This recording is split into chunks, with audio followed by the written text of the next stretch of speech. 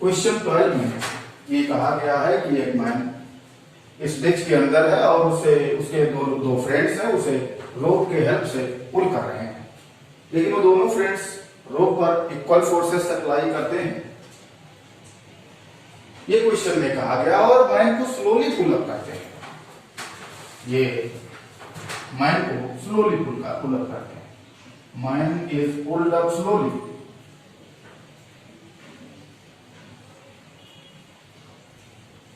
अगर ये दो स्लोली पुल करते हैं, देयरफॉर एफ नेट जो होगा डेफिनेटली इक्वल टू 0 होगा। अगर नेट फोर्स इस मैन पर 0 होगा तो जरा देखते हैं इस पर कौन कौन से फोर्सेस एक्ट कर रहे हैं। तो एक तो इसका वेट वर्टिकली डाउनवर्ड एक्ट कर रहा है mg, और दोनों के टेंशन फोर्स स्प्रिंग्स के एक्ट कर रहे होंगे, यानी ओवरऑल 3 फोर्सेस इस मैन पर एक्ट कर रहे हैं। तो इस टेंशन फोर्स को जरा हम रिजॉल्व करते हैं। तो ये एंगल अगर थीटा है तो ये भी थीटा है, तो ऐसे भी इधर जो आ रहा है ये कंपोनेंट t sin थीटा आ रहा है, और एक वर्टिकली अपवर्ड एक कंपोनेंट आएगा, वो आएगा t cos थीटा। इसी तरीके से इस टेंशन फोर्स को भी अगर आप रिजॉल्व करते हो तो एक कंपोनेंट वर्टिकली अपवर्ड इसका भी आएगा t cos थीटा, और ये हॉरिजॉन्टली लेफ्टवर्ड एक कंपोनेंट आएगा t sin थीटा। अब ये जो लेफ्टवर्ड t sin थीटा है और राइटवर्ड t sin थीटा है, ये बैलेंस्ड हो जाएंगे, और टोटल अपवर्ड जो फोर्स होगा वो डाउनवर्ड mg को जो वेट है उसे बैलेंस कर देगा। तो यहां से कह सकते हैं therefore 2 capital T cos theta must be equal to mg होगा। तो यहां एक रिलेशन हमको ये मिल गया। एक और बात जरा देखें, ये कहा गया है कि रोप पर जो फोर्सेस को अप्लाई करते हैं फ्रेंड्स उसके, वो कैपिटल एफ अप्लाई करते हैं, since force to the rope is capital F, therefore T जो होगा वो एफ के इक्वल होगा। और एक बात देखें, cos थीटा की जो वैल्यू होगी, अगर आप इस ट्रायंगल से देखें, ये लेफ्ट हाफ ट्रायंगल से अगर आप देखें तो ये b/2 लेंथ है, और ये डेप्थ क्वेश्चन में ही बताया गया है स्मॉल h है। तो फिर यहां से cos थीटा की वैल्यू बेस अपॉन हाइपोटेनस यानी h अपॉन ये लेंथ, और ये जो लेंथ होगी वो root of base square plus perpendicular square होगी, यानी ये cos थीटा को आप लिख सकते हो h upon root of h square plus d square upon 4। इसे अगर आप सिंपलीफाई करते हैं तो cos theta become equal to 2 small h upon 4h square plus d square. अब cos थीटा और t की वैल्यू 1 में पुट कर देते हैं, तो हमें इक्वेशन 1 से जो है f की वैल्यू फाइंड हो जाएगी। तो 2t की जगह कैपिटल F, और cos थीटा है 2 small h upon root of 4h square plus d square equal to mg। यहां से f की वैल्यू फाइंड हो जाती है, capital F equal to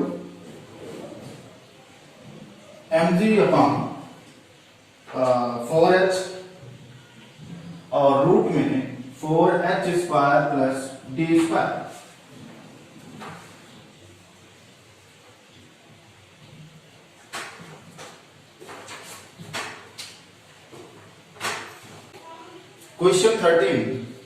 question 13 में कहा गया कि एक एलिवेटर है और एलिवेटर डाउनवर्ड एक्सेलरेटेड है 2 मीटर पर सेकंड स्क्वायर के एक्सेलरेशन से, और इस एलिवेटर में 2 ब्लॉक्स हैं A और B के ऊपर A को प्लेस किया गया है।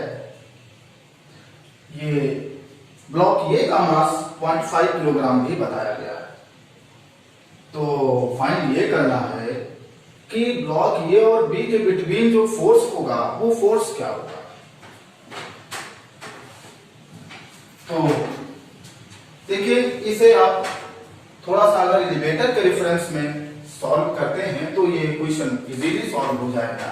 यानी इसमें हम फ्रेम चेंज कर ले रहे हैं, हम यहां पर फ्रेम कंसीडर कर ले रहे हैं एलिवेटर, लेकिन एलिवेटर को अगर आप फ्रेम कंसीडर करते हो तो एलिवेटर तो एक्सीलरेटेड है, और अगर एलिवेटर एक्सीलरेटेड है तो डेफिनेटली स्यूडो फोर्स का कॉन्सेप्ट यहाँ अप्लाई होगा। अब स्यूडो फोर्स जो लोग नहीं जानते ध्यान दें, यहाँ हमने फ्रेम एलिवेटर को अगर लिया है तो एलिवेटर एक्चुअल में एक्सीलरेटेड है, तो जब भी हम एलिवेटर के रिस्पेक्ट में सॉल्व कर रहे होंगे तो जिस भी बॉडी के लिए हम जो है कॉन्सेप्ट अप्लाई कर रहे होंगे उस पर स्यूडो फोर्स अप्लाई करेंगे, और वो भी एलिवेटर डाउनवर्ड एक्सीलरेटेड था तो हम अपवर्ड स्यूडो फोर्स लेंगे। चलिए हम एफबीटी बनाते हैं इस फ्रेम में ब्लॉक ए का, एफबीटी और ब्लॉक ए।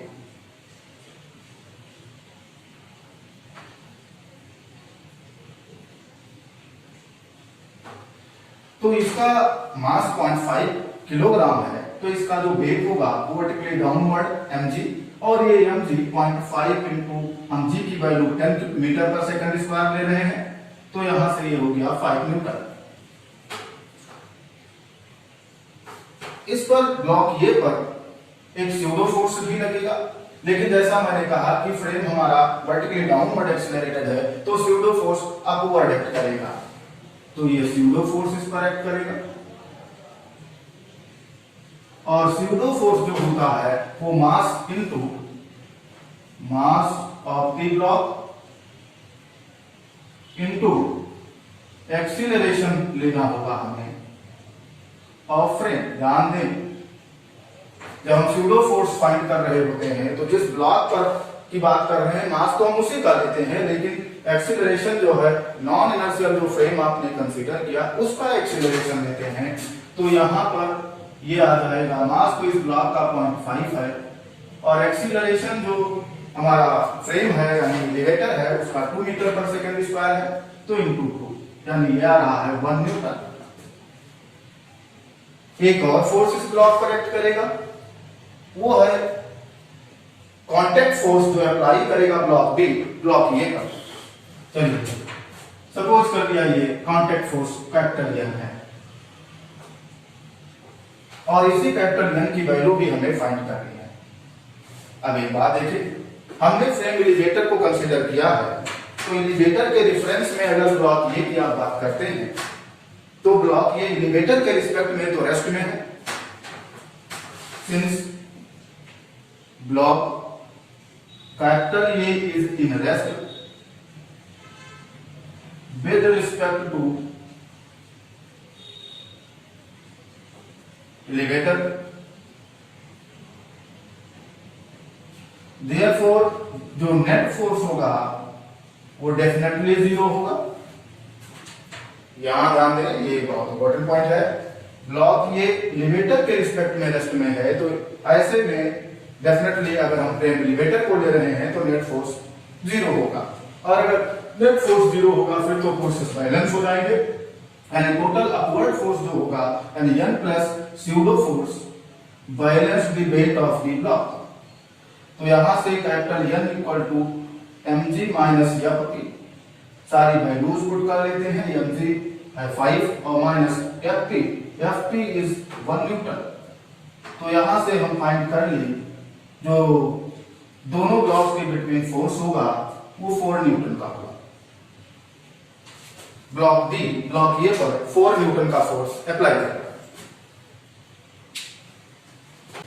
क्वेश्चन 14 में ये कहा गया है कि एक एलिवेटर है और उसके सीलिंग से एक पेंडुलम सस्पेंडेड है। उस पेंडुलम का जो बॉब है उसका मास 50 ग्राम है। अब इसमें जो है कई केसेस लिए गए हैं। पहले केस में ये कहा गया है कि जो एलिवेटर है वो 1.2 मीटर पर सेकंड के एक्सीलरेशन से अपवर्ड एक्सीलरेटेड है। तो केस फर्स्ट हम बात कर रहे हैं यहां पर।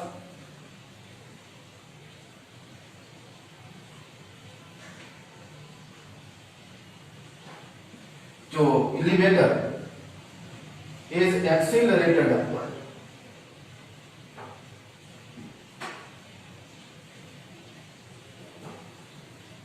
ये केस बताया गया है और एक्सीलरेशन भी बताया गया है। With acceleration A not equal to 1.2 metre per second square. ये फर्स्ट केस में कहा गया। अब अगर हम यहां पर एलिवेटर को ही फ्रेम कंसीडर कर लेते हैं तो ऐसे में फ्रेम हम ले रहे हैं एलिवेटर को, तो ये बात ध्यान दें एलिवेटर तो एक्सीलरेटेड है, मीन्स ये नॉन इनर्शियल हो गया। और अगर ये नॉन इनर्शियल है तो हमें स्यूडो फोर्स का कॉन्सेप्ट लेना होगा। हाँ, हम एक बात ये भी बताते हैं, हमने फ्रेम एलिवेटर को ही क्यों लिया है, वो ये है क्योंकि एक बात तो क्वेश्चन में ही कहा गया है कि जो बॉब है, पेंडुलम है, वो सस्पेंडेड है, यानी जो है एलिवेटर के रिस्पेक्ट में जो पेंडुलम है वो स्टेशनरी है। तो एक बात तो क्लियर हो गया, अगर हम फ्रेम एलिवेटर को लेते हैं तो उस पेंडुलम पर नेट फोर्स फिर तो जीरो होगा। तो चलिए एफडी बना लेते हैं। ये पेंडुलम का बॉब है, इसका जो वेट होगा वो वर्टिकली डाउनवर्ड एक्ट करेगा mg, अपवर्ड में एक टेंशन फोर्स भी एक्ट होगा। हमारा जो एलिवेटर है वो अपवर्ड एक्सीलरेटेड है तो स्यूडो फोर्स डाउनवर्ड एक्ट करेगा, तो एक फोर्स स्यूडो फोर्स भी इस पर एक्ट करेगा जो डाउनवर्ड होगा, क्योंकि स्यूडो फोर्स जो फ्रेम है जिसे आपने फ्रेम कंसीडर किया है उसके एक्सीलरेशन के अगेंस्ट एक्ट करता है। तो स्यूडो फोर्स जो होगा वो मास तो हमें इस बॉब का ही लेना है, लेकिन एक्सीलरेशन जो लेंगे वो फ्रेम का लेंगे, यानी कि m इंटू ए नॉट। ये स्यूडो फोर्स एक्ट करेगा और टोटल फोर्स ऐसा मैं कह चुका हूं कि नेट फोर्स जीरो है, तो डेफिनेटली जो टेंशन फोर्स होगा वो बैलेंस कर देगा स्यूडो फोर्स और वेट को, यानी Fp प्लस mg होगा। तो यहां से टेंशन फोर्स फाइंड हो गया, Fp है ma नॉट और प्लस mg। तो इसे सिंप्लीफाई कर लेते हैं, तो यहां से टेंशन फोर्स फाइंड हो जाएगा a nought plus g. Values put करते हैं, मास गिवन है 50 ग्राम, 50 ग्राम है तो इसको किलोग्राम में कन्वर्ट करेंगे, 1000 से डिवाइड किया। A nought is given equal to 1.2 और जी चलिए हम 10 ले लेते हैं, तो यहां से टेंशन फोर्स से फाइंड हो जाएगा। और ये टेंशन फोर्स जो आ रहा है 50 इंटू 11.2 अपॉन 1000, इसे मल्टीप्लाई करते हैं तो यह आएगा 0.56 न्यूटन। ये फर्स्ट केस हो गया। सेकंड केस में ये कहा गया है कि elevator goes up with deceleration 1.2 metre per second. Case second है, elevator goes up with deceleration 1.2 metre per second square. अब डेसिलरेशन है, मूव अपवर्ड कर रहा है, तो डेसिलरेशन का मीनिंग ही हुआ कि वो वेलोसिटी के अगेंस्ट है, तो मूव तो अपवर्ड कर रहा है, तो एलिवेटर में एक्सीलरेशन फिर तो डाउनवर्ड होगा। इसका सीधा सा मीनिंग हुआ कि जो एलिवेटर है वो डाउनवर्ड एक्सीलरेटेड है, एलिवेटर एक्सीलरेटेड डाउनवर्ड।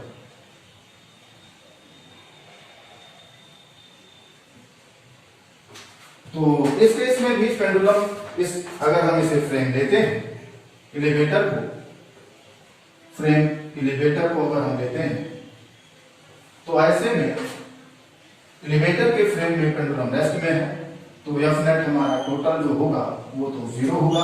अब अगर हम एफडी इस केस में बनाते हैं तो पेंडुलम पर टेंशन फोर्स तो अपवर्ड होगा, वेट उसका डाउनवर्ड होगा, लेकिन अब की बार स्यूडो फोर्स जो एक्ट करेगा, एलिवेटर का एक्सीलरेशन डाउनवर्ड है तो स्यूडो फोर्स अपवर्ड में एक्ट करेगा, यानी स्यूडो फोर्स Fp अपवर्ड हो जाएगा और नेट फोर्स अगर टोटल होता है तो टोटल अपवर्ड फोर्स और डाउनवर्ड फोर्स बैलेंस होंगे, फिर तो T प्लस Fp जो आएगा that will be equal to mg। तो यहां से T की जो वैल्यू आ जाएगी वो mg माइनस ma नॉट, और यहां पर a नॉट गिवन है और सारी वैल्यूज पुट कर लेते हैं, तो mg और a नॉट की वैल्यूज को रखते हैं तो ये मिलेगा m है 50 ग्राम, इसे किलोग्राम में कन्वर्ट कर दिया 1000 से डिवाइड करके, g की वैल्यू 10 और a not is given equal to 1.2। तो इसे सॉल्व करने पर यह आएगा 5/100 इंटू 8.8। इसे सिंप्लीफाई करने पर यह आ रहा है 0.44 न्यूटन। ये आंसर हो गया। तो इस केस में जो टेंशन फोर्स होगा वो 0.44 न्यूटन होगा। अब नेक्स्ट केस इसमें यह है कि अगर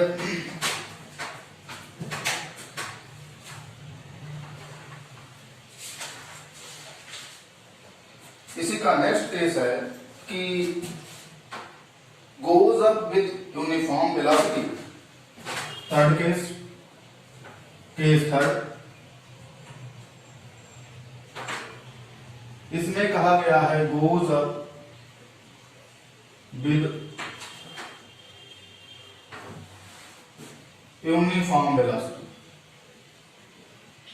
अब अगर यूनिफॉर्म वेलोसिटी से अपवर्ड मूव कर रहा है और हम फ्रेम एलिवेटर को लेते हैं तो डेफिनेटली ये इनर्शियल फ्रेम होगा, और इनर्शियल फ्रेम अगर है तो स्यूडो फोर्स अब की बार एक्ट नहीं करेगा। हाँ, लेकिन अब की बार भी एलिवेटर के रिस्पेक्ट में पेंडुलम स्टेशनरी है तो इस बार भी नेट फोर्स 0 ही होगा पेंडुलम पर, और अब की बार इस पर पेंडुलम के बॉब पर केवल 2 ही फोर्सेस होंगे, टेंशन फोर्स और वेट।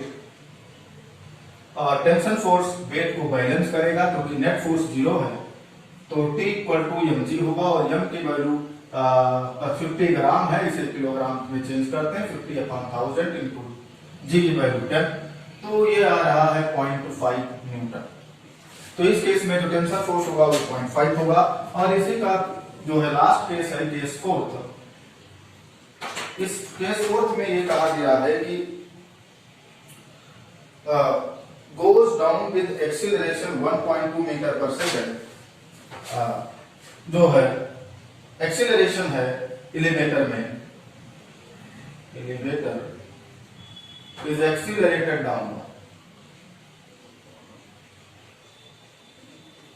अब अगर एक्सीलरेटेड डाउनवर्ड है तो ऐसे इस सिचुएशन में जो केस है ये बिल्कुल लाइक टू केस सेकंड, ये केस सेकंड जैसा है, यानी इस केस में भी जो टेंशन फोर्स आएगा वो 0.44 आएगा, यानी T इक्वल टू 0.44 न्यूटन। लास्ट नेक्स्ट केस इसका केस फिफ्थ है। केस फिफ्थ में ये कहा गया है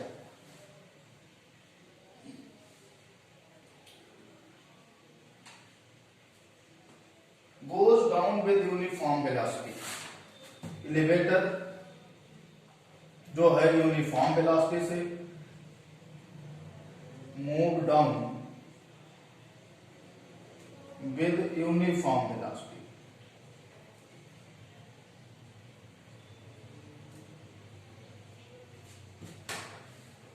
ये भी एकदम बिल्कुल जो केस है वो आपका जो थर्ड अभी मैंने बताया है लाइक टू केस थर्ड।